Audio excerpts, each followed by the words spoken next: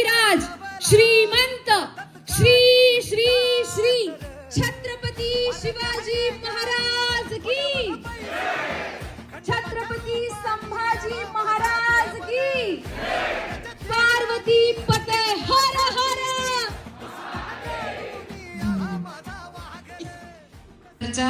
बायकांचं असं होतं की कुमारचं काही डोकं बिकं फिरलंय का, पोरींना अशी पोरांचे कपडे कशाला घालायला द्यायचे. तर अशा वातावरणातून कोण विचार करेल की आता मी म्हणजे अभिनय क्षेत्रातच जाते आणि आता नावच कमवते. तर माझ्या आजूबाजूचं वातावरण असं होतं की शिका, बेसिक नोकरी पुरतं काहीतरी शिकलं पाहिजे, नाहीतर मग आहेच ते लग्न करा, संसार करा, इतकं एक नॉर्मल होतं. मला वाटतं या गोष्टीला छेद देण्याचं काम माझ्या वडिलांनी केलं, कारण ते म्हणाले की तू जा, मी आहे.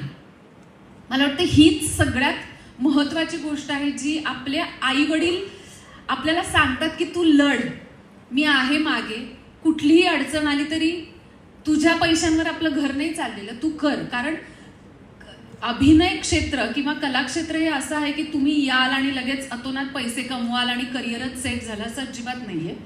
त्यावेळेला हे वडिलांनी सांगणं ही माझ्यासाठी मोठी गोष्ट आहे. त्यामुळे माझी सुरुवात जर कुठे झाली असेल तर पसरडीमध्येच झाली. आणि माझे गुरु, वडिलांच्या तालमीत तयार झालेला पैलवान कधीच हारत नाही हे मला कायम वाटतं.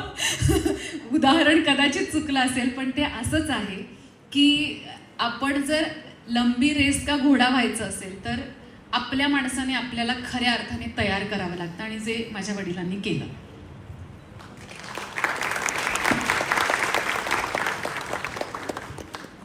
आज ताई इथे आपल्यासोबत गप्पा मारायला आली आहे, आणि ताईचा एक हे होतं की सुरुवातीला की ताई तुला कधी यायला जमेल किंवा कोणती तारीख चालेल तुला. तर ताई म्हटली की मला 1 तारखेला द्यायला तुम्हाला चालेल का, किंवा मला 1 तारखेला यायला आवडेल. आणि 1 तारखेला यायला आवडेल हे ताईनं सांगणं ह्याच्या मागचं एक विशेष कारण होतं. ते काय होतं आणि त्याबद्दलचं म्हणजे त्या व्यक्तीबद्दलचं जे काही आहे त्याबद्दल एखादी अविस्मरणीय आठवण किंवा आज तू त्यांना काही सांगशील ह्याबद्दल आम्हाला सगळ्यांना ऐकायला आवडेल. माझे वडील हयात नाही आहेत, पण आज त्यांचा वाढदिवस, आणि त्यामुळे मला असं झालं की 1 तारीख घेऊयात आपण. अनेक गोष्टी आहेत. खरं तर मला ते कायम म्हणायचे की अभिनय ह्या गोष्टीवर माज करण्या इतपत अभिनय कधीच कुणाला जमत नाही, आणि तुझ्यापेक्षाही प्रचंड चांगला अभिनय करणारी कलाकार मंडळी वाईच्या गल्ली बोळात आहेत. त्यामुळे त्याचा माज कधीच करू नकोस. त्यांचं झुलवा नाटक मी पाहिलं होतं, जे राज्यनाट्याला त्यांनी परफॉर्म केलेलं, आणि वाईत त्याचा एक शो होता. पाटलाची भूमिका करत होते, निगेटिव्ह कॅरेक्टर होतं. मी लहान असल्यामुळे माझ्या डोक्यात हेच की माझे वडील हे काय करतात, म्हणजे झुलवाचा रेफरन्स माहिती असेल सगळ्यांना. तर मी 7 दिवस पुढचे त्यांच्याशी बोललेच नाही, कारण मला त्यांचा इतका प्रचंड राग आलेला की दुसऱ्याच्या मुलीबद्दल ते असं कसं काय करू शकतात. तर कुठेतरी अभिनय म्हणजे ते फील झालं की हा माणूस खरं करतो आणि हा माणूस आपले वडील आहेत. तर हा प्रवास त्यांच्या अभिनयाचा होता. गरीब परिस्थिती जी खेडेगावात सगळ्यांचीच असते की कुणीच कामाला नसतं, घरीच काहीतरी करतायत, शेती करतायत, असंच सगळं होतं. कुठेतरी खटाटोप आहे की माझ्या मुलांना चांगलं शिक्षण द्यायचंय. अशा वेळेला माझी कला पण जोपासली पाहिजे. या वेळेला रात्री घरी थकून आल्यानंतर, जेवण झाल्यानंतर माझे वडील वाईला तालमीसाठी चालत ते 3-4 किलोमीटरचा प्रवास करायचे. पहाटे तालीम संपायची, ते चालत परत घरी यायचे, आणि जेव्हा मी उठायचे तेव्हा ते पुन्हा कामावर गेलेले असायचे. त्यामुळे मला वाटतं की दमलेल्या बापाची गोष्ट ही पॉझिटिव्हली कशी घेतली पाहिजे, तर त्यांना माहिती होतं की माझ्यातली कला मला कशी जागी ठेवायची. तर आज मला वाटतं की मी स्वतःला हेच सांगते की ते गेले नाही आहेत, ते खरं तर माझ्यात आहेत. त्यांचे विचार हे मला जगाला सांगायला लागतील, कारण त्यांनी माझ्यावर जे संस्कार केले ते साधे नाही आहेत. तर त्यांनी प्रचंड एक त्यांच्या अनुभवाची एक गाठोड असतं ते माझ्या हवाली केलेलं आहे, आणि जे मला या सगळ्यांशी शेअर करावं असं वाटतं. त्यामुळे मी ते कायम करत राहीन आणि मी व्यक्त होत राहीन असंच मला वाटतं. अभिनयातून अस्मिता निर्माण केलीच, पण ह्या अभिनयाचा जो प्रवास होता त्यात सुरुवातीला तुला मिळालेलं पहिलं काम कोणतं होतं आणि ते मिळाल्यानंतरचा तो क्षण कसा होता? सगळ्यांसाठीच, तुझ्यासाठी आणि घरच्यांसाठी. नाटकाविषयी तर मी सांगितलंच. त्याच्यानंतर मी कॉलेजला गेल्यानंतर राज्यनाट्य स्पर्धाही केली. पण मला सांगायला आवडेल की वाईला खूप साऱ्या शूटिंग्स येतात. तर मी डान्स ग्रुपमध्ये असल्यामुळे वाईला भोजपुरी फिल्म्स, मराठी फिल्म्स शूटला यायच्या आणि तेव्हा डान्ससाठी आम्हाला विचारायचे. आमचे ग्रुप्स डान्ससाठी जायचे.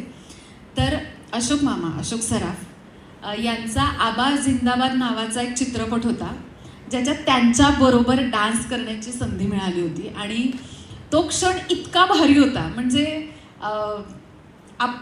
त्यांनाच बघत आपण लहानाचे मोठे झालेलो आहोत आणि अशा वेळेला अशा माणसासोबत काम करणं म्हणजे ह्यूज काहीतरी वाटायचं. तर तो क्षण माझ्यासाठी मी कधीही विसरू शकत नाही असा क्षण आहे.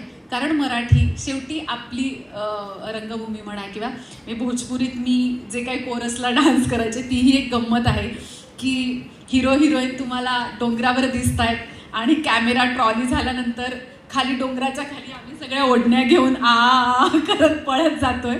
हे सुद्धा केलेलं आहे.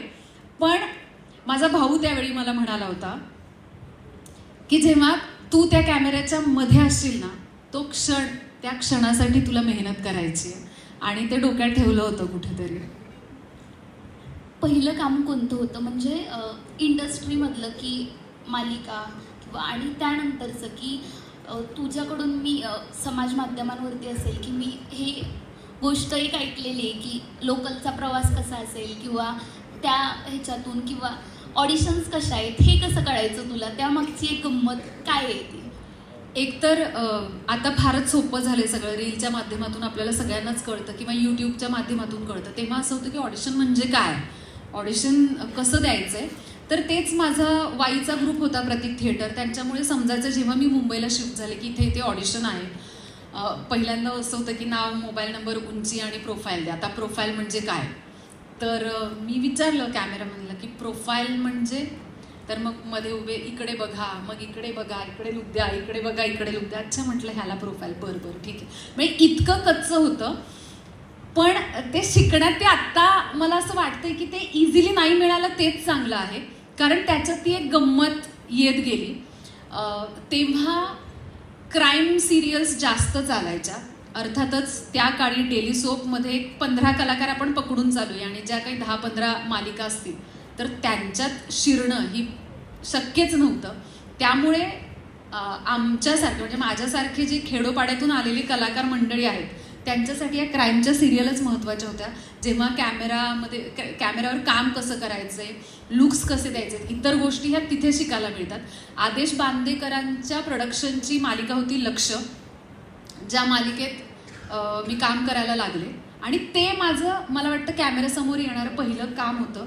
ज्या वेळेला कळलं की अच्छा हे लुक्स असे द्यायचे, त्या स्टोरीची मेन मी होते. त्यामुळे ती अखंड स्टोरी मला फील करता आली, ते शिकता आलं. ते सगळ्यात महत्त्वाचं माझं काम. आणि आज मी पुन्हा आदेश बांदेकरांच्याच प्रोडक्शनला काम करते, घरोघरी मातीच्या चुली. सो हा प्रवास कुठेतरी एक गोल असतो तो पूर्ण होतो. आत्ताच तू म्हटलीस की सोशल मीडियामुळे हल्ली आपल्याला समजतं की कुठे ऑडिशन्स आहेत किंवा काय. पण या सगळ्यामध्ये मला एक गोष्ट महत्त्वाची वाटते की हल्ली आम्हा तरुणांना की ह्या इंडस्ट्रीत आम्हा तरुण ओके नवोदित कलाकारांना आता गणलंय की ज्यांना इंडस्ट्रीत येण्याची इच्छा आहे किंवा या क्षेत्रात करिअर करायचे. बऱ्याचदा असं होतं की समाज माध्यमांवरती म्हणजे इंस्टाग्राम असेल, फेसबुक याच्यावरती अकाउंट्स उघडले आणि त्यातून बऱ्याचदा असं होतं की सेल्फ मार्केटिंग केलं जातं. तर मग या सोशल मीडियावरचं जे सेल्फ मार्केटिंग आहे त्याच्याबद्दल तुला काय वाटतं? आणि याला जोडूनच की यातून सोशल मीडियावरच्या सेल्फ मार्केटिंगमधून अभिनयाच्या संधी निर्माण होतात का? खरं तर म्हणजे मी माझा अनुभव सांगते की यावरून मला कधीच असं काम आलेलं नाही आहे की तुमचे फॉलोअर्स इतके आहेत आणि तुम्हाला मी काम देऊ शकतो. मार्केटिंग हे स्वतःच्या हातात आलेलं आहे. म्हणजे आधी असं व्हायचं की एखादा पत्रकार शोधा, त्यांना आपल्या कामाबद्दल सांगा, किंवा ऑडिशनसाठी कुठे जातोय तर स्वतःचे फोटो घेऊन जा आणि ते त्यांच्याकडे द्या. आत्ता ते जरा सोपं झालंय. किंवा मग प्रोफाईल पाठवायचं असेल तर आपण इंस्टाग्रामची किंवा सोशल मीडियाच्या कुठल्याही माध्यमाची लिंक पाठवतो की इकडे बघा, यूट्यूबला आमचे ऑडिशन्स आहेत, सो हे तुम्ही बघा. हे इतकं सोपं झालंय, पण ते करायलाच हवं. पण ते केलं म्हणून तुम्हाला काम मिळेल असं अजिबात नाहीये. कारण अभिनय क्षेत्र म्हणजे आत्ता आपण बघितलं तर अमिताभ बच्चन किंवा त्या ज्या फिल्म्स आहेत त्या आत्ताच्या फिल्म्स याच्यात किती फरक आहे. अभिनयामध्ये पण फरक आहे, टेक्निकली पण फरक आहे. अशा वेळेला दर दिवसाला काही ना काहीतरी बदल घडताय, तर मग तुम्हाला अपडेट व्हायचंय. एखादी अचानक इंस्टाग्रामवर जिचे फॉलोअर्स वाढलेत आणि जी छान कंटेंट टाकते तिला रीच मिळतो, आणि खूप काम करणाऱ्या एखाद्या कलाकाराला सध्या रीच मिळत नाहीये. हे आपण काहीच गणितात मांडू शकत नाही. ते त्याचं नशीब, हे याचं नशीब. पण मी आज खूप एक रील टाकली आणि माझी व्हायरल झाली, आता बघा कसं काम मिळते. असं काही नाही मिळत. तुम्हाला अभिनय हा शिकावाच लागतो. सगळ्यात महत्त्वाचं तुमचे आधी डोळे बोलतात आणि त्यानंतर तुमचं फेस खरं काय ते सांगत असतो. त्यामुळे डोळे कसे बोलतात हे शिकावंच लागेल. मी सांगितलं डोळ्यांना बोला म्हणजे डोळे बोलत नाहीत, तर ते आत कुठेतरी तुम्हाला रुजवावं लागेल ना. जे वाचतेय ते फील करावं लागेल. जसं की स्वराज्य रक्षक संभाजी मालिका करताना मला कधीच ग्लीस घ्यायची गरज नाही लागली, कारण सीन वाचतानाच आपसूक डोळ्यात पाणी यायचं. असं वाटायचं की हे मोती पेरलेत आणि हे फील करतोय. मग बऱ्याचदा असं होतं की आत्ता मालिका करताना आत्ता एखादा सीन आला तर तो त्यात रडणं अपेक्षित आहे, पण मला ते फील नाही होते. तर ह्या गोष्टी तुमच्यात होऊ शकतात, पण हे तुम्ही जसजसे शिकत पुढे जाल तसंच येणार आहे. त्यामुळे सोशल मीडियावर माझं खूप फॉलोअर्स आहेत म्हणून काही घडणार नाही आहे. अभिनय हा शिका आणि तो फील करा. तो प्रेक्षकांनाही फील झाला पाहिजे. तेव्हाच मला वाटतं अर्जुनच्या डोळ्यातलं पाणी बघितलं आणि मला असं वाटलं की बास, याच्या पलीकडे मी काय द्यायला पाहिजे. जे दिलं ते त्याच्या डोळ्यात दिसलं मला. आताच तू रानू अक्कांच्या भूमिकेबद्दल बोललीसच की तू आत्तापर्यंत ज्या ऐतिहासिक भूमिका केल्यात, मग ज्यामध्ये अहिल्यादेवी होळकरांची भूमिका असेल किंवा रानू अक्कांची जी भूमिका तू म्हणतेस की फील झाली पाहिजे, ती महाराष्ट्रातल्या प्रत्येक माणसाला, म्हणजे आज प्रत्येकजण तुझ्याकडे रानू अक्का या एका ह्याच्यातून तुझ्याकडे पाहतो. तर मला तुला हे विचारायचं आहे की या भूमिकांसोबतच तू इतर सुद्धा भूमिका केल्यात की आई कुठे काय करते मध्ये अनघाची असेल, आत्ता घरोघरी मातीच्या चुलीमधील मायाची असेल, किंवा अस्मिता सिरियल असेल, यांसारख्या म्हणजे भूमिकांमध्ये वैविध्य आहे तुझ्या. ऐतिहासिक भूमिका तू केलेल्याच आहेत, पण विशेषतः ऐतिहासिक भूमिका करतानाची त्यासाठी वेगळी अशी काही तयारी करावी लागते? हो, अर्थातच तयारी करावीच लागते. भाषा सगळ्यात महत्त्वाचं आहे. तुम्ही जो पेहराव केलेला आहे त्याच्यात तुम्ही इझी असले पाहिजेत. नऊवारी नेसली आणि मला आता तलवार घेऊन जायचंय तर मी नऊवारीत अडकून पडू नाही शकत. लहानपणापासून जर मी नऊवारीच नेसत असेल तर ते किती माझ्यासाठी कपडे इझी. इथपासून सुरुवात आहे. तलवारबाजी, लाठीकाठी असेल, घोडस्वारी असेल, ह्या सगळ्या गोष्टी ह्या तुम्हाला कराव्याच लागणार आहेत. की यातली एक गोष्ट मला जमत नाहीये, कारणं नका देऊ. जर तिथे गरज आहे तर ते करावं लागेल. रानू अक्कांची भूमिका करताना ते हळूहळू मला कळायला लागलं. कारण असं नाही झालं की मी पहिला सीन केला आणि मला तर रानू अक्का सापडल्या. त्या मला हळूहळू म्हणजे माझ्यात आल्या किंवा मला त्या भेटल्या, असं काहीतरी त्या याच्यात होतं. पण प्रत्येक व्यक्तिरेखा साकारताना तयारी ही करावीच लागते. ऐतिहासिक करताना फार मोठी जबाबदारी आपल्यावर असते सगळ्याच बाजूने. एक सामाजिक लेवलला, कारण शब्द चुकीचे पडले. आता तर आपण जाती धर्माच्या बाबतीत तर इतका तेढ निर्माण झालेला आहे की चुकून काहीतरी वाईट शब्द गेले तर त्या जातीची माणसं आपल्या फार घरापर्यंत येऊ शकतात की काय, ही भीती असते. त्यामुळे जबाबदारी ही लेखकापासून ते तुम्ही अभिनय करताना तुमच्यापर्यंत ही असतेच. एखादा शब्द तुम्हाला वाटत असेल की हा चुकीचा आहे तर तो वरच्या माणसाला विचारलंही पाहिजे की त्याचा नक्की अर्थ काय लागतो. तर ही तयारी फार महत्त्वाची आहे. मी आत्ता नव्याने मर्दानी खेळ शिकले. आधी मी फाईट सिक्वेन्स करत होते, म्हणजे स्वराज्य रक्षकमध्ये केला, धर्मरक्षक अहिल्यादेवी होळकर चित्रपटामध्ये केला. पण नव्याने असं झालं की स्टार प्रवाहाच्या आता होऊ दे धिंगाणामध्ये त्यांनी विचारलं की तुम्ही 1-2-3 मिनिटाचं काहीतरी परफॉर्म कराल का. म्हटलं फाईट सिक्वेन्स करणं वेगळं आहे, मर्दानी खेळणं वेगळं आहे. मग कमीत कमी दिवसात काय करू शकतो. तर माझ्या नशिबाने मला शिकवणारी मुलगी मला तिथेच सापडली आणि तिने 3 दिवसात मला एक बेसिक ट्रेन केलं. पण त्यानंतर मला असं वाटलं की हे शिकले ना तर मला समाधान मिळालं. मग मी ते थोडं सुरू ठेवलं की आता मी आणखी याच्यात शिकू शकते. तर मग तुम्ही कलाकार म्हणून ऐतिहासिक संपलं, आता ते बास असं नका करू. तर आणखी काहीतरी अचीव करायचं आहे का, आणखी काहीतरी मिळवायचं आहे का, ज्यातून माणूस म्हणून समाधान मिळेल. तर ही महत्त्वाची गोष्ट मला वाटते. तू म्हणालीसच की माणूस म्हणून आपल्याला काय मिळालं हे त्यात तितकंच महत्त्वाचं आहे.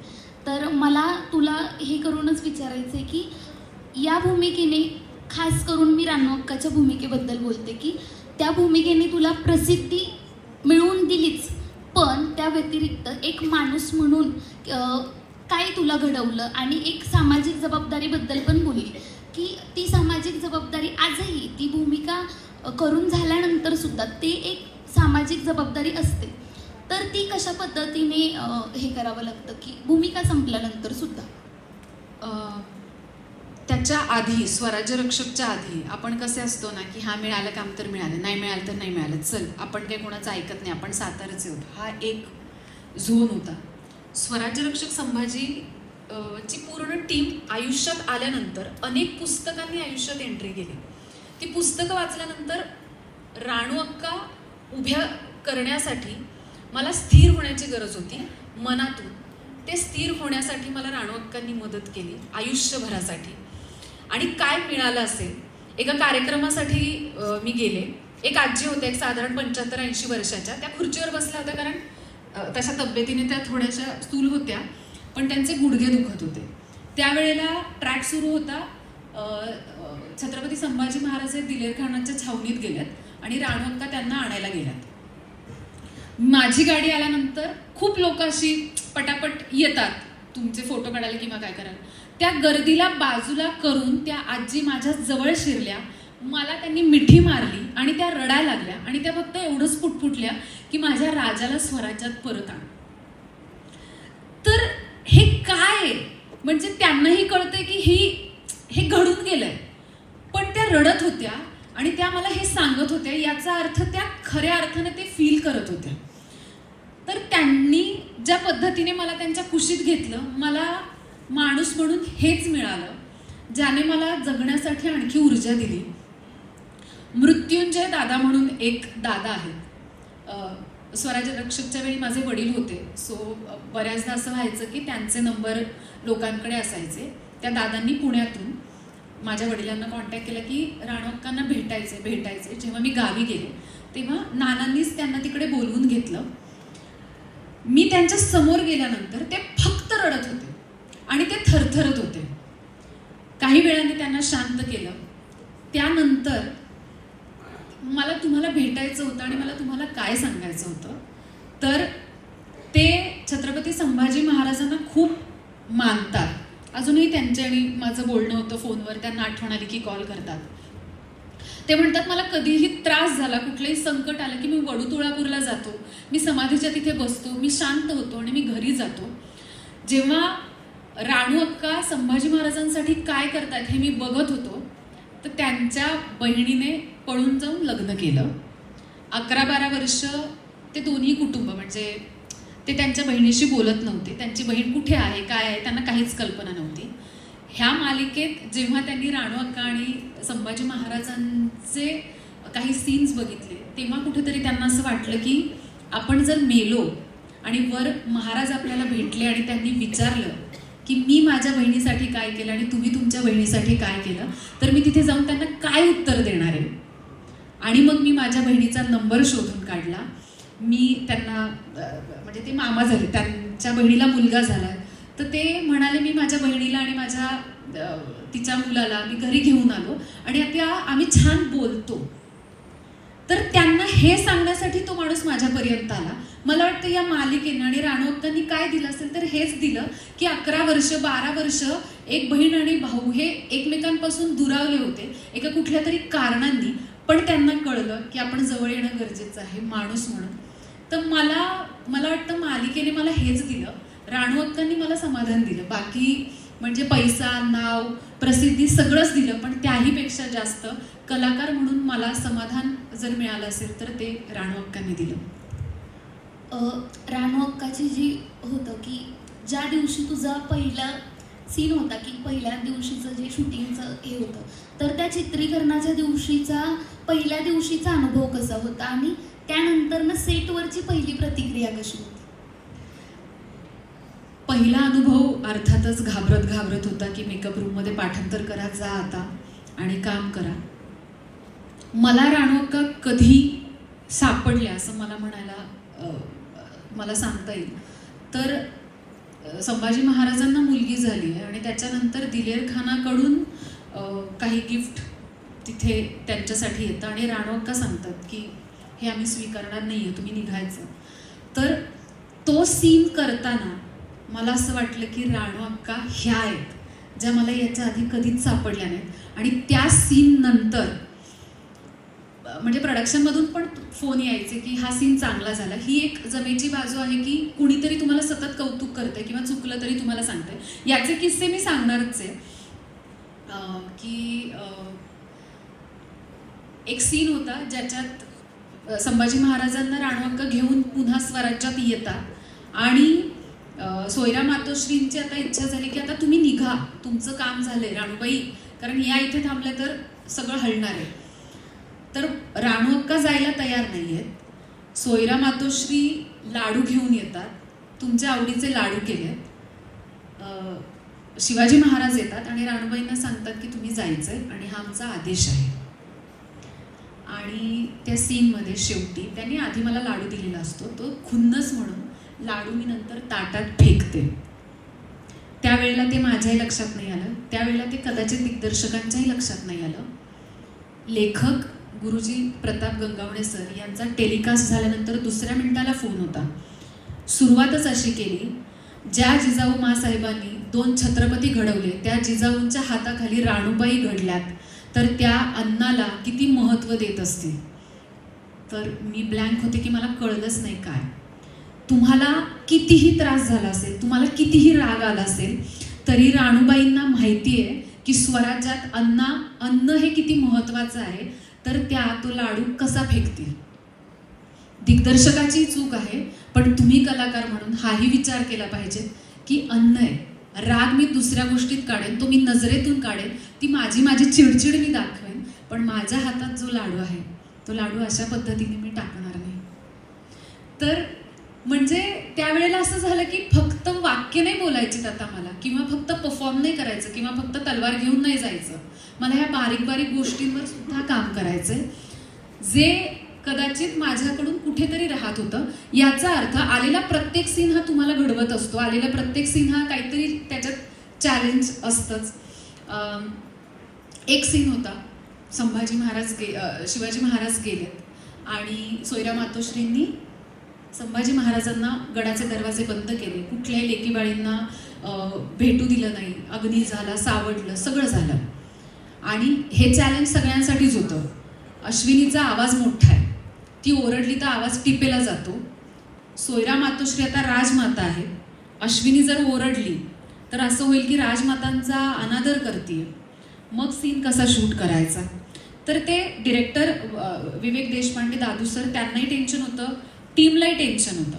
दादू सरांनी फक्त एवढंच सांगितलं की जिथे तुला वाटतंय की आता माझा आवाज चढणार आहे, तिथे आवाज दाब आणि विस्परमध्ये बोल, पॉज घे, कुठल्याही शब्दाला येऊ देत. तर तो सीन मी अजूनही बघते, तो अभ्यासासाठी सीन आहे माझा असं मला वाटतं. तर तो सीन झाल्यानंतर प्रोडक्शनमधून फोन आलेला की अप्रतिम काम केलेलं आहे, कारण त्यावेळेला संभाजी महाराजांना कैद करण्यासाठी माणसांना पाठवले. आमच्या आबासाहेबांना शेवटचं बघता आलं असतं, आम्ही मुली त्यांना आबा म्हणून बिलगलो असतो. ही शेवटची संधी तुम्ही आमच्या आयुष्यातून घालवली आणि हे सगळे मनोरे तुम्ही सगळे जे बांधलेत ते कधीच तुमचे होणार नाही. हे सगळं त्या सीनमध्ये असल्यामुळे सगळ्यांचं टेन्शन. आणि कलाकार म्हणून दिग्दर्शक सांगतोय की पहिलं 1.5 पान 1 टेक आहे, तर आता ती जबाबदारी आहे की कॅमेरामनची सुद्धा, की फोकस नीट झाला पाहिजे, ट्रॉली कॅमेरा आहे ते नीट झालं पाहिजे, मग तुम्हाला ज्या जागा दिल्या त्याच जागेला तुम्ही उभं राहिलं पाहिजे. तर तो थकवणारा सीन होता. म्हणजे काम करताना खूप वर्षांनंतर असं वाटलं की मी दमले आता, तो एक सीन करताना. तर ही गंमत काम करताना तुम्हाला येते. तर तुम्ही प्रत्येक सीन हा नव्यानेच करत असताना, त्यामुळे तुम्हाला अभ्यासच करायचा आहे. माझे उत्तरं थोडीशी लांबत असतील तर मला तुम्ही तिथून डोळ्यांनी खुणवू शकता, ते दिसणार नाहीत मला. राणू अक्काच्या भूमिकेतला तुला आवडलेला एखादा डायलॉग, तो का, आणि तो डायलॉग आम्हाला सगळ्यांना ऐकायला आवडेल. आधी मी तो ऐकवते. खबरदार, एक पाऊल जरी पुढे टाकाल तर याद राखा, हे छत्रपतींचं स्वराज्य आहे. इथे मोकाटपणास मज्जाव आहे. आमच्या भाजीबाईंच्या बारशाला अजून आमची घरची मंडळी आली नाहीत आणि हा दिलेर खान स्वतःच घोडं दामटतोय. पण जाऊन सांगा त्या खानाला, यापुढे कागदाचं एक चिटोर जरी इथपर्यंत पोहोचलं तरी या वाघिणीची गाठ आहे. तर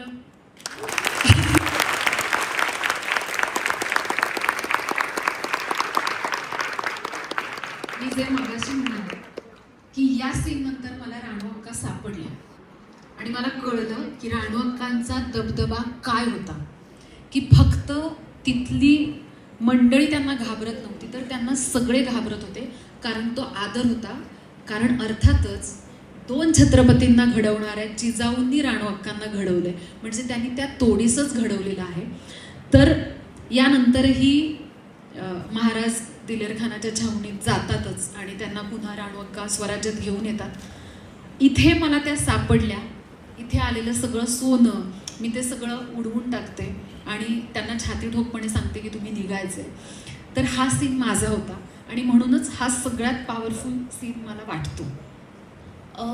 ज्या आत्तापर्यंत तू ऐतिहासिक म्हणजे अहिल्यादेवींची असतील की अशा इतिहासातल्या खूप महत्त्वाच्या ज्या महिला आहेत अशांच्या भूमिका तू साकारलेस, की नाटकामध्ये सुद्धा तू जिजाऊंची भूमिका करतेस. मग ह्या सगळ्या भूमिकांच्या मधून समाजातील महिलांनी काय प्रेरणा घ्यायला पाहिजे असं तुला वाटतं? की पाहिलं आणि ठीक आहे बाबा असं, की काय प्रेरणा त्यांनी घेतली पाहिजे? तेच की या सगळ्या योद्धा होत्या. यांनी स्वतःचं म्हणजे एक राज्य तयार केले. अहिल्याबाईंचं सुद्धा बघशील तर युद्ध करणाऱ्या अहिल्याबाई आहेत. म्हणजे त्यांनी फक्त मंदिरांचे जीर्णोद्धार नाही केले, फक्त बारव किंवा विहिरी बांधल्या नाही, त्या स्वतः लढल्या. त्यांनी सगळं मॅनेजमेंट केलं, त्यांनी सगळं उभं केलं. जिजाऊ माँसाहेबांनी तेच केलं. छत्रपती शिवाजी महाराजांना काय विचारांनी घडवलं असेल की दुसऱ्यांच्या मुलींकडे आपली आई आणि बहीण या नजरेने बघण्याचा, म्हणजे आजही मी प्रत्येक ठिकाणी गेल्यानंतर हे सांगते की फक्त महाराजांना वाचा, महाराजांना समजून घ्या, तुम्ही उत्तम आयुष्य जगू शकता. तर ऐतिहासिक व्यक्तिरेखा ज्याही आहेत त्या समजून घेणं फार गरजेचं आहे. प्रचंड ताकद या सगळ्या व्यक्तिरेखेमध्ये आहे, जी आत्ता आयुष्य जगताना तुमची माझी सगळ्यांचीच इतकी पळापळ होते. आपले प्रॉब्लेम्स हे स्वराज्यापेक्षाही आपण मोठे करून ठेवलेले आहेत की आज ती मला नाहीच म्हणाली आहे. तर हे प्रॉब्लेम्स आणि एक काहीतरी पायाभूत स्वराज्य निर्माण करण्यासाठी घडलेला माणूस याच्यातली तफावत आपण समजून घेणं फार गरजेचं आहे. म्हणून मला वाटतं की कुठल्याही स्त्रीने जिजाऊ, अहिल्यादेवी किंवा राणू अक्का या सगळ्यांना नजरेसमोर ठेवलं तर सोपं आहे सगळंच. ऐतिहासिक भूमिकांच्या बद्दलच की आत्ता तू जो डायलॉग म्हणून दाखवलास तो खूप म्हणजे नाही का सगळ्यांना फील झाला आणि अगदी आपण त्या काळात आहोत किंवा जे आजूबाजूची जी परिस्थिती आहे हे प्रत्यक्षात आपल्यासमोर सुरू आहे असं आम्हाला वाटलं. किंवा हे सगळ्या प्रेक्षकांपर्यंत जे बाकीचे सुद्धा की प्रत्येकाचं ऐतिहासिक भूमिका करताना हे तितक्या प्रभावीपणे जेव्हा प्रेक्षकांपर्यंत पोचावं लागतं तेव्हा ते त्यांच्या मनापर्यंत हे. तर ह्याबद्दल मला असं म्हणायचं आहे की हे जे संवाद आहेत विशेषतः ऐतिहासिक भूमिकांच्या बद्दलचे, की ते उच्चार असतील ते स्पष्ट, प्रभावी आणि परिणामकारक पद्धतीने प्रेक्षकांपर्यंत पोहोचावेत यासाठी, आणि त्याचबरोबर फिजिकल फिटनेस ह्या गोष्टींची तयारी तू कशी करतेस? नाही, शब्द उच्चार तर सगळ्यात महत्त्वाचे आहेत. कारण मुतपाक खाना म्हणजे हे ऐकलंच नाही आहे ना, तर मग हे शब्द जेव्हा आपल्याच कानावर येतात तेव्हा आपल्यालाच वाटतं की हे बरोबर आहे का, हे काही चुकत नाही आहे ना. त्यामुळे शब्दसाठा आणि वाचन थोडं वाढवणं याची गरज जास्त आहे. फिटनेस तुम्हाला हवा आहे, कारण तुम्हाला ते एक पोटातून वाक्य बोला, पोटातून वाक्य बोला, इथून बोलू नका, ते हे नॉर्मल लोकांना कळतच नाही की पोटातून काय, कसं बोलणार आहात पोटातून. पण शिकवताना तीच गंमत आहे की तुमच्या श्वासावर तुमचं इतकं कंट्रोल असला पाहिजे की वाक्य मोठं आहे तर ते एका श्वासात बोलायचं आहे, तर तो श्वास पुरला पाहिजे. माझं बऱ्याचदा असं व्हायचं की शेवटचा शब्दच मिसिंग व्हायचा, कारण तिथे श्वास संपायचा. नाही आहे हे इतकं स्पष्ट तुम्हाला ऐकू गेलं पाहिजे, त्याची सवय लावणं, ते रुजवणं हे फार महत्त्वाचं आहे. म्हणूनच फिटनेस तर आहेच या सगळ्यातच. कलाकार म्हणून तुम्हाला फिट राहिलंच पाहिजेत, श्वासावर कंट्रोल असला पाहिजे. आणि म्हणजे अमोलदादांचा प्रोडक्शन हाऊसची एक गंमत होती की त्यांच्या ऑफिसमध्ये त्यांची स्वतःची लायब्ररी आहे. तर कलाकाराला जर काम नसेल तर तो तिथे जाऊन त्या लायब्ररीत वाचन करू शकत होता, इतकी पुस्तकं तिथे आहेत. याच्या आधी आणि याच्यानंतर मी कुठल्याही सेटवर ते पाहिलं नाही. ते त्याचसाठी आहे की तुम्ही बाकीच्या वेळेत काहीतरी घ्या, तुम्ही समृद्धच व्हा. तर हे तुमचा प्रवास आहे. जेव्हा तुला शूटिंग असेल किंवा अशा वेगवेगळ्या भूमिका जेव्हा साकारत असतो की त्या ह्याच्यातून पण एक मेंटली आपण काम कोणत्या पण क्षेत्रात जरी करत असलो तरी सुद्धा मानसिक थकवा हा येतोच. तर ते तू कसं मेंटली स्टेबल आणि तो मानसिक जो स्ट्रेस आलेला असतो तर तो रिलीफ करण्यासाठी तू काय करतेस आणि कशा पद्धतीने, म्हणजे थेट जायचं, स्वतःसाठी वेळ कसा काढते? थेट जायचं शेतावर, काय त्यावेळेला जी कामं असतील ती आईसोबत कामं करायची, मस्तपैकी बांधावर बसून जेवायचं. मला वाटतं याच्याशिवाय मेडिटेशन काहीच नाही आहे. मी 1-2 वर्षांपूर्वी ही पोस्टही केली होती की कशाला पाहिजे मेडिटेशन सेंटरला जाणं, इथे या. तिकडे नाही कोणी डिप्रेशनमध्ये जात, कारण त्यांना माहिती आहे 24 तास 12 महिने आपल्याला शेतात काम करायचं आहे, आपल्याला हे वाढवायचं आहे, आपल्याला आपला संसार चालवायचा आहे. तर माझं मेडिटेशन म्हणजे तेच आहे की मी घरी जाते ना, तिथेच मला पूर्णपणे शांतता मिळते. आपल्या घरी आपल्याला जो आनंद मिळतो, आपले जे लाड होतात ते तर कुठेही होत नाहीत. माझ्यासाठी तेच मेडिटेशन आहे. सुट्टी मिळाली की मी हाही विचार करत नाही की ही 1 दिवसाची सुट्टी आहे, मी थेट पसरणीत असते. आता हे तुला वेगळं सांगायची गरज नाहीये, कारण तुझ्याबद्दलही मी तेच किस्से ऐकलेत. हो, बरोबर आहे. जेव्हा 2 सातारकर एकत्र येतात आणि साताऱ्याबद्दल चर्चा होणार नाही असं होणार नाही. पण अभिनय हे क्षेत्र की ह्या क्षेत्रामध्ये म्हणजे सकाळचं शूट असेल किंवा उशिरा, मग आता ह्या सगळ्यामध्ये ह्या सगळ्यातून सुद्धा तू तुझी शेतीची असणारी जी आवड आहे ती तू कशी जोपासतेस? आपलं प्रेम असेल तर आपल्याला वेळही मिळतो. आणि मी ज्या वातावरणात वाढली आहे ते वातावरणच ते आहे. मी मुंबईमध्ये लहानाची मोठी झाली असते तर कदाचित ते वातावरण मला आवडलं असतं, पण मी तिकडेच लहानाची मोठी झाल्यामुळे मला असं वाटतं की तेच खरं आहे. मला आवडतं, मी घरी गेल्यानंतर चुलीवर भाकरी करायला मला आवडतं, किंवा मला तिथे राहायला, तिकडे माझं गाव म्हणून एक आपलं वेगळं प्रेम प्रत्येकाच्याच मनात असतं. तर ते होतंच. तुमच्या मनात फक्त पाहिजेत की आपलं प्रेम कुणावर आहे आणि ते किती आहे. प्रत्यक्षातली तू आणि भूमिकेतली तू हा फरक तू कसा करतेस? हा फरक आहेच आहे. कारण राणू अक्का फार वेगळ्या आहेत. अनघा ही अशी व्यक्तिरेखा होती ज्यात मला वाटतं जगातल्या सगळ्या सासवांना असं वाटत असेल की हीच खरी सून आहे, अशीच सून पाहिजे, आपलं सगळं ऐकणारी आणि घराला बांधून ठेवणारी. तर ती साकारतानाही ती माझ्यात नव्हती. मी असं फार ऐकून नाही घेत, म्हणजे ऐकते, पण ही प्रोसेस छान आहे की मीच बोलते. पण असं होतं की काही गोष्ट पटत नाहीये, तर किमान ती पटत नाहीये हे सांगा, तर ते मी सांगते. त्यामुळे अनघासारखी मी नाहीये. आत्ता माया उभी करताना तर मायासारखी मी अजिबात नाहीये.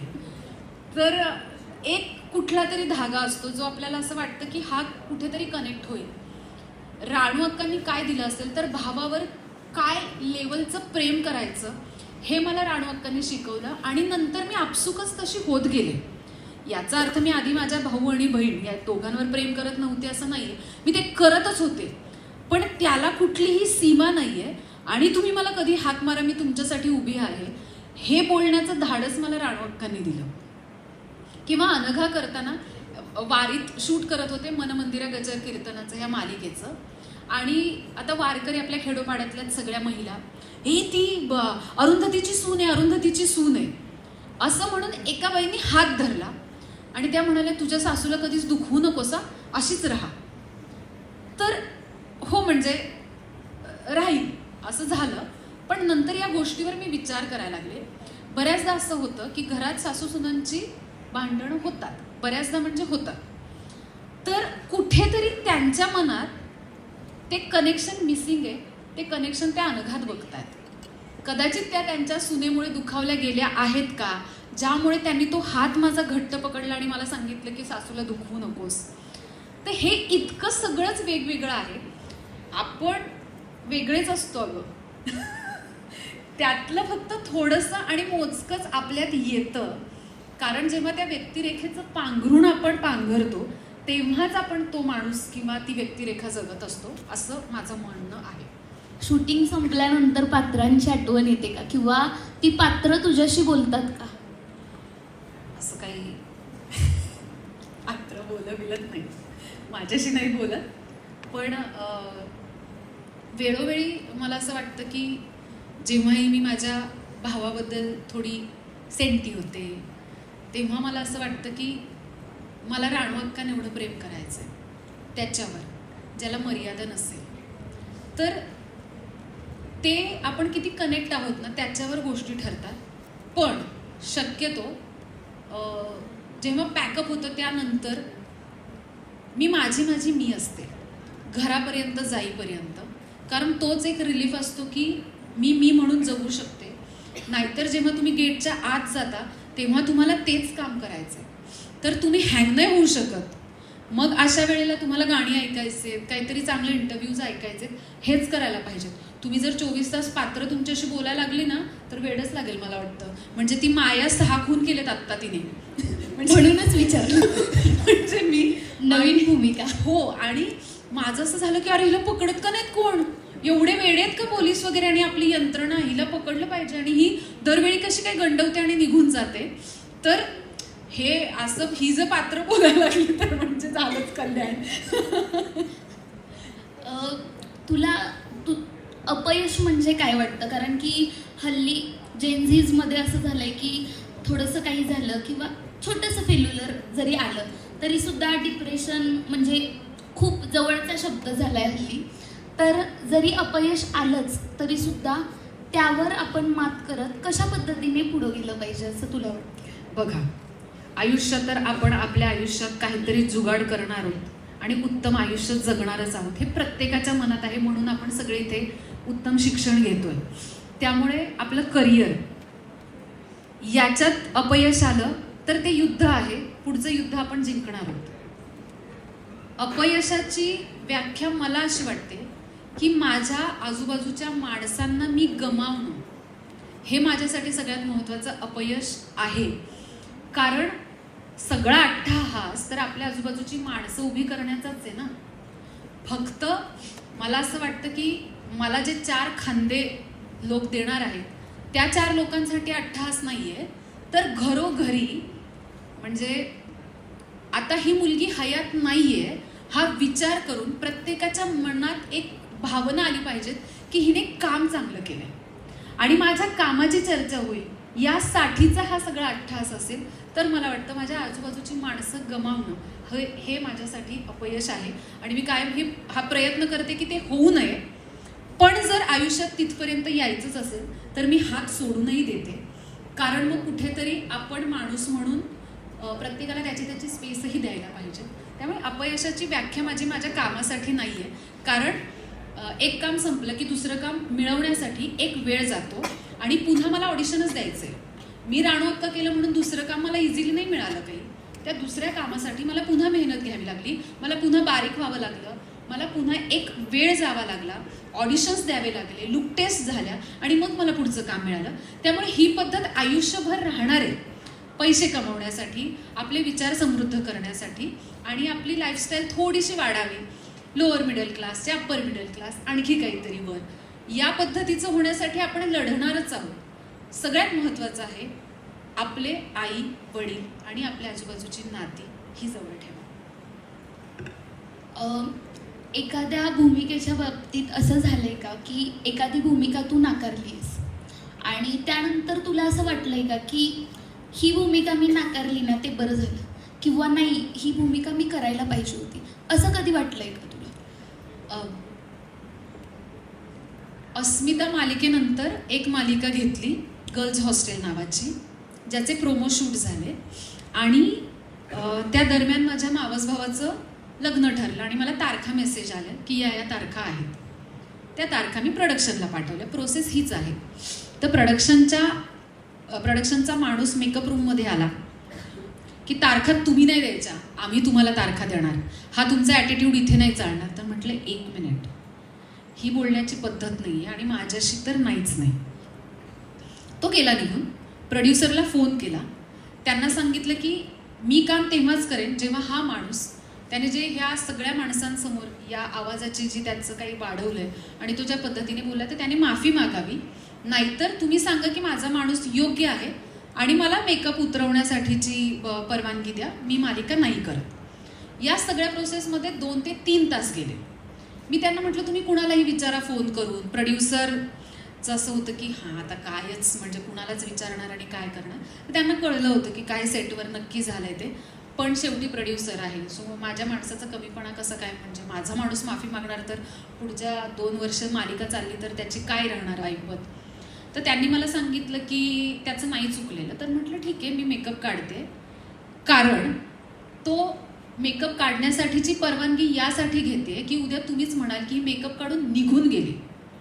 तर मी जो मेकअप करते त्याला मी आधी नमस्कार करते, कारण ती माझे संस्कार आहेत, म्हणून मला परवानगी हवी. आणि मी तो मेकअप काढला आणि मी घरी गेले. त्यानंतर माझ्या आयुष्यात राणू अक्का आल्या. त्या मालिकेचं पुढे काय घडलं काय नाही घडलं मला माहीत नाही, पण जेव्हा राणू अक्का मी उभ्या केल्या तेव्हा मला असं झालं की ती करेक्ट वेळ होती. माझा अपमान होणं तो मी न सहन करणं, कारण मला काम मिळालंय तर जाऊ देत ना, काय एवढा अपमान, कशाला उगाच, चला पुढे जाऊ, हा जर विचार केला असता तर मला दबून राहून काम करावं लागलं असतं.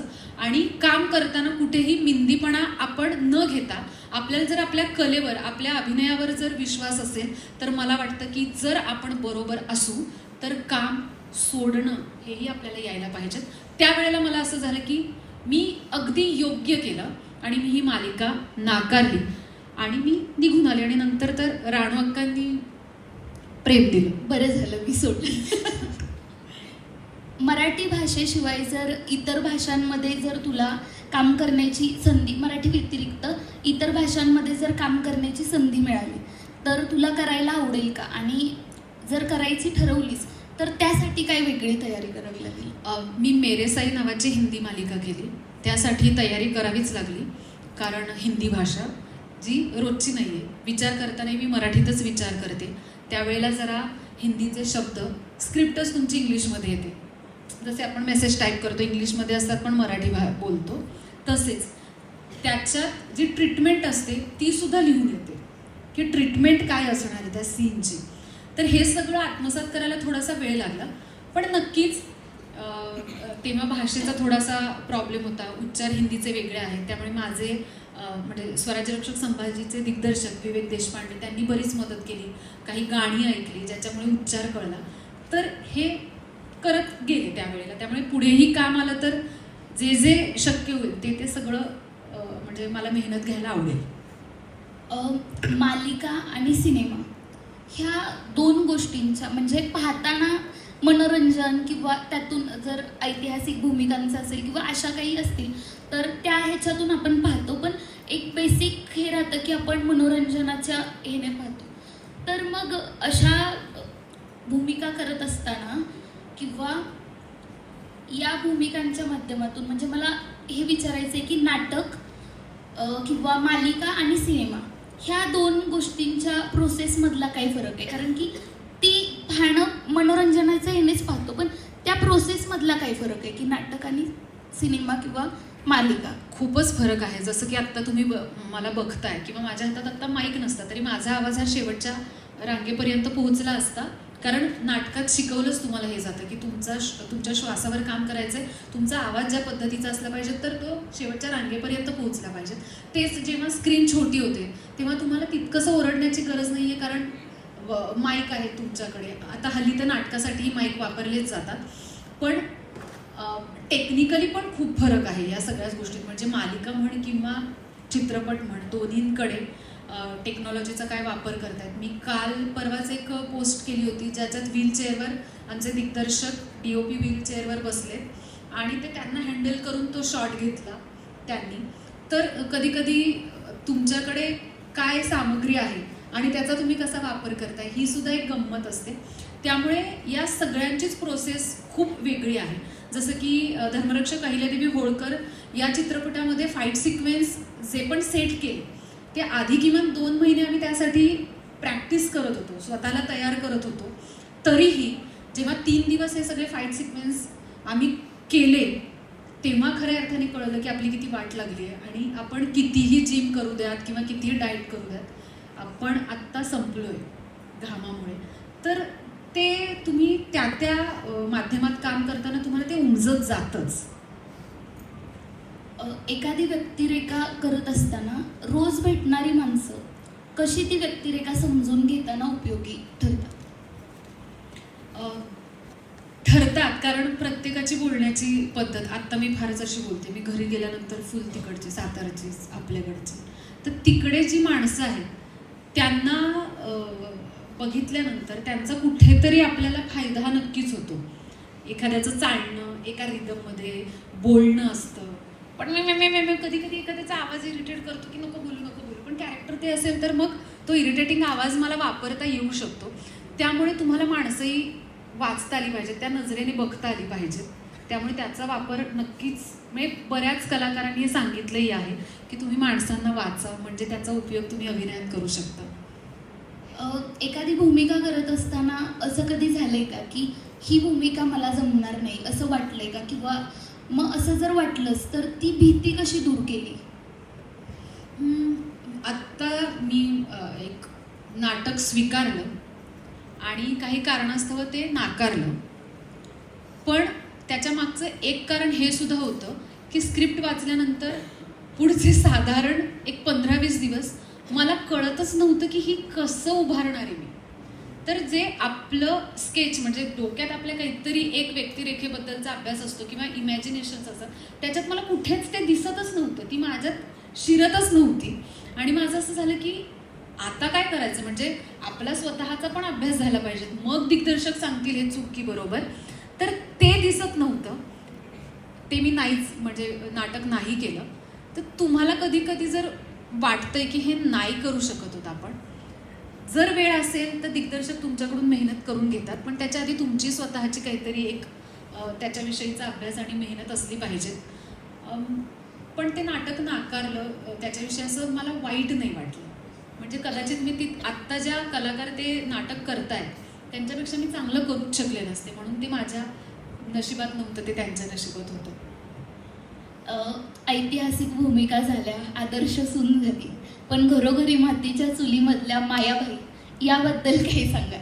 मायाबाई 10 हात लांब राहायचं. पण मॅनिफेस्ट केल्यानंतरचं मिळालेलं हे काम आहे की आता अनघा केली, आता काय करायचं आहे, आता मला काय करायचं आहे. आणि माझं झालं की निगेटिव्ह कॅरेक्टर प्ले करूयात, बघूयात कसं जमतंय.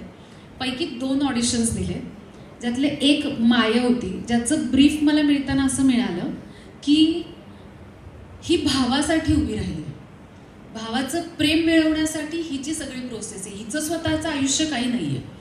आणि मग कुठेतरी असं वाटलं की राणू अक्का आणि माया 350-400 वर्षांपूर्वीचा काळ, ज्याच्यात भावाबद्दलचं प्रेम, आणि आत्ताच्या काळातली माया जिचं भावाबद्दलचं प्रेम हे कदाचित समान आहे, पण इकडे गुन्हे घडत आहेत आणि इकडे स्वराज्य घडतंय. तर हा फरक मला उभा करण्यात खरं तर म्हणजे मला असं वाटलं की हे करून बघूया. म्हणजे बहीणच आहे मी, बहिणीच्या जागेवर असताना 2 वेगळे कॅरेक्टर्स उभे करताना काय गंमत येऊ शकते. आधी मला माहिती नव्हतं की माया 6 खून करणार आहे वगैरे. ते सांगितलं होतं, ते हळूहळू घडत गेलं की आता 1च करूया, 2च करूया, 7वा आता तुम्ही पुढच्या काही आठवड्यात बघालच. तर 7 खून माफ वगैरे हे रॅन्डम मला सेटवर चिडवत असतात. पण कधी कधी काय होतं की एखादी व्यक्तिरेखा तुम्ही का घेताय, तुम्हाला ते का करायचंय का, याची तुमची कारणं असली पाहिजेत. आणि माझ्याकडे हे महत्त्वाचं कारण होतं. त्यामुळे असं झालं की कश्यप दादा जो मकरंदचं माझ्या भावाचं कॅरेक्टर करतोय, मला खऱ्या अर्थाने वाटलं की हा माझा भाऊ आहे, याचं प्रेम याला मिळवूनच देते. तर परवाचा एक फाईट सिक्वेन्स होता जो ऐश्वर्या बरोबरचा होता, ज्याच्यात मी तिला सांगते की जानकी, एकदा का जानकी दादाची झाली की मी जगले वाचले, मला काही फरक पडत नाही. तर ते 3 वेळा डायलॉग घेतले, जे की दिग्दर्शकांना होतं की याच्यात तुझा त्रास नको दिसू दे, तू त्रासात नाही आहेस, तू हिलाही आत्ता मारू शकतेस, याच्यात दिसू देत की भावासाठी काय लेवलचं आहे माझं. तर ते वाक्य एका श्वासात घे त्याच्यात. तर ते मी प्रयत्न केला, पण जेव्हा टेलिकास्ट झालं तेव्हा मीच सगळ्यात जास्त वेळा ते पाहिलं, कारण ते मलाच आवडलं की यार मी छान घेतलंय. आम्हाला पण आत्ता ऐकायला आवडेल पुन्हा. नाही, हेच ते काय होतं ते की एकदा का जानकी दादाची झाली तर मी जगले वाचले, मला काही फरक पडत नाही. ते हे सगळं या शिरांवर सगळं आयुष्य होतं असं मला वाटतं. पण व्यक्तिरेखा ही घेण्यामागचं हेच कारण होतं. आता 6 खून वगैरे ते तुम्हीच काही, मी तिला माफ नाही करणार. अभिनय क्षेत्रातील एखाद्या व्यक्तीकडून तुला अभिनयाबद्दलच किंवा या कलेबद्दल, तुझ्या कामाबद्दल मिळालेली एखादी प्रतिक्रिया, अविस्मरणीय प्रतिक्रिया? महाराष्ट्र शाहीर चित्रपटामध्ये मी माईंची व्यक्तिरेखा साकारली. केदार सरांनी चित्रपट दिग्दर्शित केला. शाहीर साबळेंवर चित्रपट, शाहीर साबळे पसरणीचे, हा सगळा योग जुळून आल्यानंतर चित्रपट पाहिल्यानंतर एक फोन आला, मी जितेंद्र जोशी बोलतोय. म्हटलं हां बोला. मला असं वाटलं की रॅन्डम कोणीतरी आहे. मी जितेंद्र जोशी बोलतोय, जितू. आणि मग मला कळलं की जितेंद्र जोशींचा फोन आहे, अश्विनीताई जागी हो. तर त्यांनी माझ्या कामाचं कौतुक केलं. हे मला वाटतं की सगळ्यात महत्त्वाचं माझ्यासाठी होतं. तसं मला कुणीही कौतुक केलं तरी ते माझ्यासाठी महत्त्वाचंच असतं. पण महाराष्ट्र शाहीर या चित्रपटासाठीचं ते कौतुक होतं. शिवाय जितेंद्र जोशींची तुकाराम ही फिल्म मला सगळ्यात जास्त आवडलेली आहे. कारण संत तुकाराम म्हणजे कुठले संत आवडतात तर संत तुकाराम मला माझे जवळचे वाटतात. त्यामुळे मला असं झालं की त्यांनी माझं कौतुक करणं ही माझ्यासाठी फार म्हणजे एक स्वतःच्याच आपण पुन्हा प्रेमात पडावं की आपलं कोणी कौतुक केलंय, ऐक तू. तुझ्या दृष्टीने अभिनयातलं यश म्हणजे काय? अभिनयातलं यश, अभिनयात यश आहे की नाही मला माहीत नाहीये. अभिनयात फक्त कष्ट आहे. पण आत्ता सुचलेलं उत्तर देते. अर्जुनच्या डोळ्यात बघितलेलं पाणी म्हणजे अभिनयातलं यश आहे माझ्या. वाह, क्या बात आहे. कारण तो निशब्द झाला, तो शांत झाला आणि तो फक्त त्याचे डोळे पाणवलेले, बास. मी हेच एक असू शकतं. बरोबर आहे. आत्ता नवोदित कलाकारांना या इंडस्ट्रीमध्ये येण्याची इच्छा असलेल्यांसाठी आमच्यापैकी डूज आणि डोंट्स काय सांगशील? पेशन्स ठेवायला हवेत. तुम्हाला लगेच काम मिळेल तर ते फक्त रील बनवू शकतो आपण लगेच. पण अभिनय खऱ्या अर्थाने समृद्ध करायचा असेल तर तो शिकावा लागेल. आणि तो शिकल्यानंतर सुद्धा तुम्हाला पटकन काम मिळेल तर असं नाही होत. अनेक कलाकार आहेत जे आपल्यापेक्षाही चांगले, म्हणजे मी इथे उभी आहे कारण माझं नशीब पण वाईमध्ये खरंच कमालीचे कलाकार आहेत, पण त्यांना इथपर्यंत फर्ग्युसन कॉलेजच्या या व्यासपीठावर उभं नाही राहता आलं. तर पेशन्स ही सगळ्यात महत्त्वाची गोष्ट आहे. एक काम मिळाल्यानंतर लगेच दुसरं काम मिळेल असंही होत नाही, पण सातत्य ठेवायचं, लोकांना उत्तर देण्याच्या भानगडीत पडायचं नाही, आपल्या कलेवर प्रेम करायचं आणि फक्त काम करत राहायचं, आपल्या कामातून लोकांना उत्तर द्यायचं. एवढं केलं तरी पुरेसं आहे. या क्षेत्रामध्ये गेल्यानंतर आणि एक एवढी मोठी उंची गाठल्यानंतर सुद्धा तुझ्यातला जो साधेपणा आहे आणि डाऊन टू अर्थ राहणं, हे कसं जमतं तुला, किंवा कसं जमवायला पाहिजे आम्ही सगळ्यांनीच, याबद्दल तू थोडंसं काय? आपल्या आईवडिलांकडे बघायचं, फक्त आणि फक्त ती एक गोष्ट आहे जी आपल्याला बांधून ठेवते, धरून ठेवते. एक किस्सा सांगते. वेळ आहे ना आपल्याकडे? नसला तरी मी सांगणारच आहे. मी एका इव्हेंटला गेले होते, माझ्यासोबत माझे वडील होते, शॉर्टमध्ये सांगते, आणि महिलांचा कार्यक्रम होता. आता काय होतं की जेव्हा तुम्ही कलाकारांना बघता तेव्हा त्या महिला जवळपास एक फोटोसाठीचा त्यांचा जो घोळका असतो तो, मग ते कमरेतून हात घालणं, इथे हात धरून ठेवणं. बरं, महिलांना सेल्फी काढायला येत नाही, मग तो हलतो, मग त्या तिकडे जाऊन बघतात, मग तो आणखी, मग ते परत काढायला येतात. या सगळ्या गोंधळात मी खूप पॅनिक झाले. मी इतके फोटो दिले होते की माझं मेंदू दुखायला लागले. मी गाडीत बसले आणि मी प्रचंड चिडचिड केली. माझ्या डोक्यात जे काय होतं ते मी बोलायला लागले. 15-20 मिनिटांनी नानांनी मला शांत होऊ दिलं आणि मग नानांनी मला एक प्रवास सांगितला. तू ज्या ठिकाणी कार्यक्रमाला जातेस त्या ठिकाणी तुझा बॅनर 7 दिवस 8 दिवस आधी लागतो. एखादी बाई बाजाराला जात असेल तर ती तो बॅनर बघते, अरे वा, राणवत काय येणार आहेत, अच्छा मी येईन ह्या कार्यक्रमाला, असं तिचा तीच विचार करत असेल. ती घरी जात असेल, शेजारच्या बाईला सांगत असेल की आपण जाऊयात का हो कार्यक्रमाला, ती बाई म्हणत असेल की ठीक आहे जाऊयात. मग कदाचित 2 दिवसांनी त्यांची चर्चा होत असेल की साडी कुठली नेसूयात, कसं करूयात, आपण छान जाऊयात. मग आपल्याला पुढे जागा नाही मिळणार कारण पुढे सगळ्या VIP महिला असतात, आपण लवकरच जाऊयात. मग लवकर जायचं तर कसं, हे कामावरून घरी येणार, तर मग मी भाजी वगैरे बनवते, भाकरी आल्यावर घरी पटकन करेन, तोपर्यंत होईल सगळं, मग आपण संध्याकाळी लवकर कामाला लागूयात. म्हणून तुझ्या कार्यक्रमाच्या दिवशी त्या संध्याकाळी लवकर अर्ध जेवण बनवतात, मग अर्ध्या जेवणाचं टेन्शन, मुलांचं टेन्शन, हे सगळं करून 2 तास आधी त्या खुर्ची पकडायला कार्यक्रमाच्या ठिकाणी जातात, तिथे बसतात, तुझा कार्यक्रम बघतात, तुला ऐकतात. तोपर्यंत त्यांनी तुझ्यासाठी अनंत असे आशीर्वाद दिलेले असतात. तुझ्या कामाबद्दल त्यांना कौतुक वाटत असतं. ही सगळी पॉझिटिव्हिटी तुझ्या बाजूला जमा झाल्यानंतर जेव्हा कार्यक्रमाच्या शेवटी तू त्यांना एकही फोटो देत नाहीस, तेव्हा त्या बाईच्या 7 दिवसाचा तो प्रवास शून्य होऊन जातो. तुझ्यासाठी तो 500वा फोटो असेल, त्या बाईसाठी तो पहिला आणि शेवटचा फोटो आहे. त्यामुळे कुठलाही फोटो देताना तू तो आदरपूर्वकच दिला पाहिजेस आणि तुला कितीही त्रास होऊ देत, तो फोटो तुझ्यासाठी हा पहिला आणि पहिलाच असला पाहिजे. त्यानंतर मला असं झालं की बास, कसे उडणार आपण. बरोबर. जर आपले गुरु, आपले वडील इतके छान आपल्याला समजून सांगणारे असतील तर मला वाटतं की पाय जमिनीवरच असायला पाहिजेत. तो मुलगा, ती मुलगी कधीच त्या कुठल्याही गोष्टीबद्दल माज करूच शकत नाही, कारण आपल्या आजूबाजूची माणसं आपल्याला इतकं छान सांगत असतील तर. आणि मी सुरुवातीलाच म्हटलं की अभिनयावर माज करणं इतपत अभिनय कुणालाच येत नाही. बच्चन साहेब पण कधी म्हणणार नाहीत की मला सगळं येतं. एक शेवटचा प्रश्न आपण घेऊयात की एखादी भूमिका न करण्यामागचं किंवा त्यामागचे निकष काय असतात तुझे, की कोणत्या गोष्टी बघून की ही भूमिका मी नाही घेते किंवा नाही करते, हे तू ठरवतेस? नाही, खरं तर आत्ता फार मोजकीच कामं मी केलेली आहेत आयुष्यात.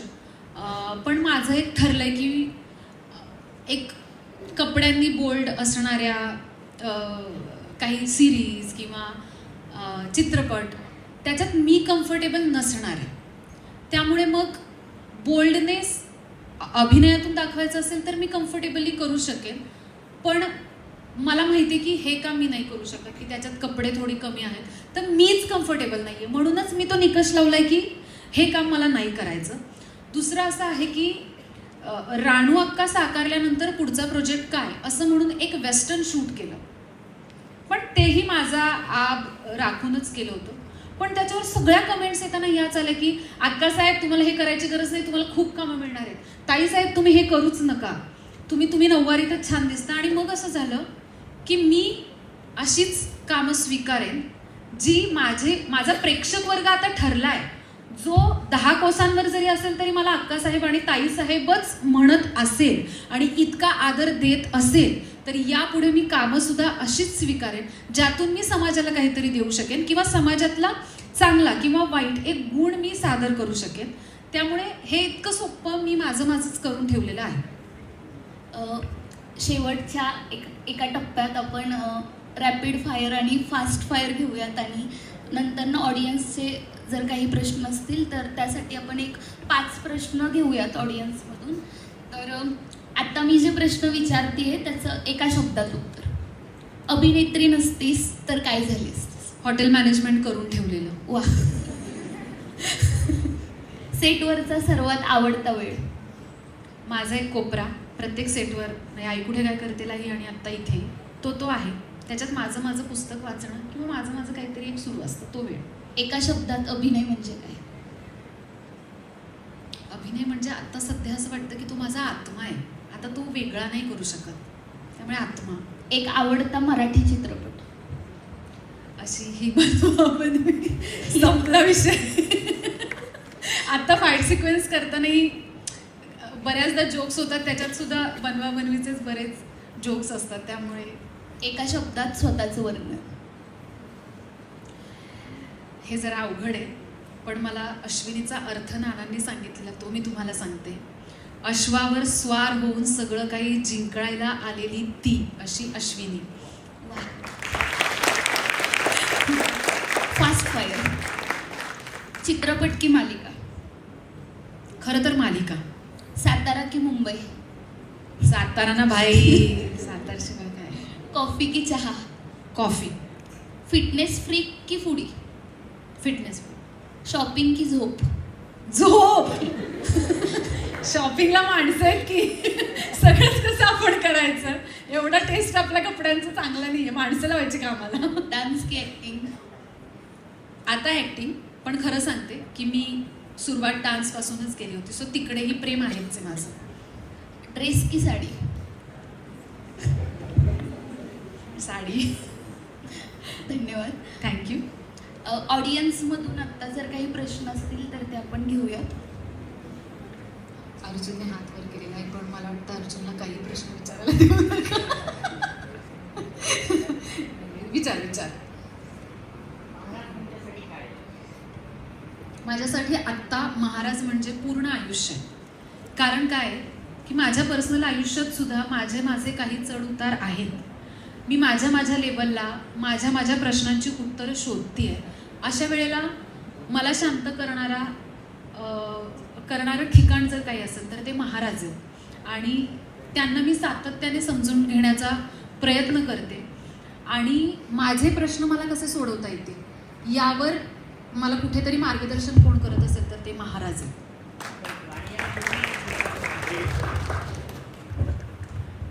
इतिहासातली अशी कोणती व्यक्तिरेखा आहे की तुम्हाला साकारायला आवडेल आणि ती का?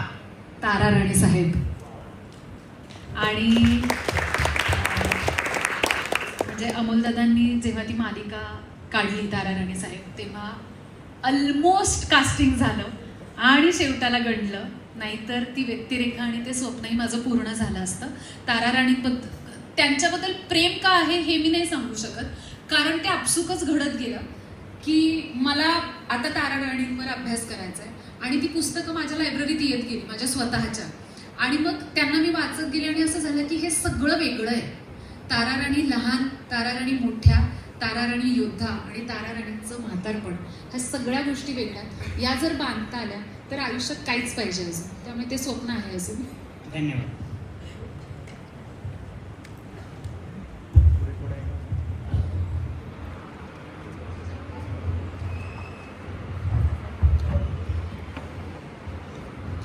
नमस्कार.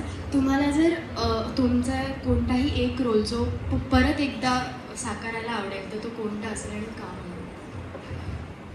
मी खरं सांगते, मला धर्मरक्षक अहिल्यादेवी होळकर हा रोल पुन्हा एकदा साकारायला आवडेल, कारण अहिल्या मातोश्रींचं काम हे मला वाटतं मी चित्रपटात साकारलं, पण ते तितकं डीपली नाही दाखवता आलं, कारण 3 तासाचा चित्रपट आहे.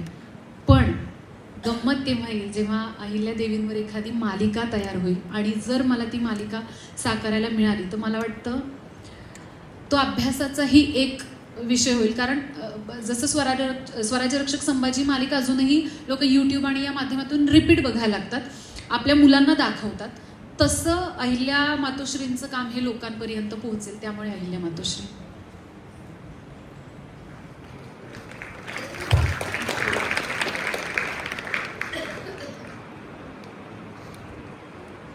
अरे त्याला विचारायचं होतं पण तो नको नको मध्ये अरे विचारणारे मी सांगते विचार. स्वराज्यरक्षक संभाजीमध्ये प्रतीक्षा लोटकर असो किंवा आई कुठे काय करते मध्ये विजय गवळी सर असो किंवा आता बरोबरी मातीच्या चुलीमध्ये नैना आपटे असो किंवा सविता प्रभू असो, या लोकांसोबत काम करताना तुला दडपण येतं का किंवा तू या दडपणाशी दडपण येतच. अमोलदादांच्या नजरेत बघून जेव्हा वाक्य बोलायची होती ना, तेव्हा आधी एक वेगळं दडपण की हा मोठा माणूस आहे, त्याच्यात हे संभाजी महाराज आहे, माझी एंट्री नव्याने झाली आहे आणि आता मला यांच्यापेक्षा डबल एनर्जीची गरज आहे. त्यामुळे या मोठ्या किंवा माझ्यापेक्षाही जास्त काम करणाऱ्या कलाकारांबरोबर काम करताना दडपण येतं. पण यातली गंमत काय माहिती आहे, अमोलदादा असो, प्रतीक्षाताईंबरोबर मी नाही केलं कारण माझा ट्रॅक नंतर आला, मधुराणी असो किंवा आत्ता सविताताई असो, यांनी इतकं नॉर्मल करून टाकलं ना सगळं आयुष्य, की त्यांनी त्या सिनियर आहेत आणि मी आत्ता नवीन आली आहे हे कुठेच नाही ठेवलं. मला वाटतं त्यांच्यावर जे संस्कार झालेत ते खरे संस्कार आत्ता पुढच्या कलाकार मंडळींनी घ्यायला पाहिजेत, की ॲटिट्यूड बाजूला ठेवा, इगो बाजूला ठेवा, मला इथे कुणालाही काही शिकवायचं नाही, कुणाला काही ॲटिट्यूड दाखवायचं नाही, मला काम करायचं आहे. ते सिनियर मंडळी हे शिकवत जातात, त्यामुळे ते थोडं कमी होतं पण येतंच.